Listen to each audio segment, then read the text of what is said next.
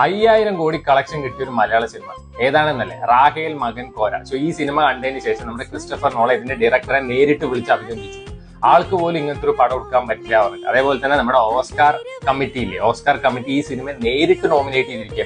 നിങ്ങൾ മാർക്കറ്റിംഗും പ്രൊമോഷനും ഒന്നും ചെയ്യണ്ട, ഞങ്ങൾ തന്നെ അത് ചെയ്തിട്ട് നിങ്ങൾക്ക് അവാർഡ് തന്നോളാം.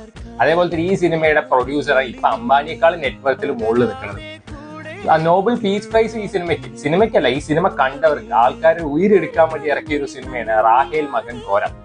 സോ ഇതിൽ എടുത്തു പറയേണ്ട നായകന്റെ പെർഫോമൻസ്. വായിൽ ഒരു ഫെവിക്കോൾ ബോട്ടിൽ വെച്ച പോലെയാണ് ആളുടെ അഭിനയം. ഒരു തുള്ളി എക്സ്പ്രഷൻ പറഞ്ഞ സാധനം പോലെ. എനിക്കൊന്ന് മഹേഷ് ബാബുവിന് പഠിക്കാനോ ആളെന്നാണ് എന്റെ തോന്നുന്നത്. സോ സിനിമ ഞാൻ ബോംബ് എന്ന് ഒരിക്കലും വിളിക്കില്ല, കാരണം എന്താ വെച്ചാൽ ബോംബ് പൊട്ടുമല്ലോ, ഇത് അതും. സോ ഇതിലൊരു വില്ലൻ ക്യാരക്ടർ ഉണ്ട്. ഈ നായകൻ കോമാളി എന്ന് വെച്ചാൽ വില്ലൻ കോമാളി പ്രോ മാക്സ് ആനന്ദേട്ടൻ. സോ ഇതിൽ എടുത്തു പറയത്തക്ക ഒരു പോസിറ്റീവ് ഇല്ല. എന്നാൽ ഇത് നായികയാണ് പിന്നെ എന്തെങ്കിലുമൊക്കെ ചെയ്തിട്ട്. സോ തുടക്കം ഒരു ഓർഡിനറി വൈബൊക്കെ തരുന്ന പടം. കാരണം KSRTC ഒക്കെ കാണിക്കുമ്പോൾ നമ്മൾ വിചാരിക്കും ഓർഡിനറി വൈബൊക്കെ തരുന്ന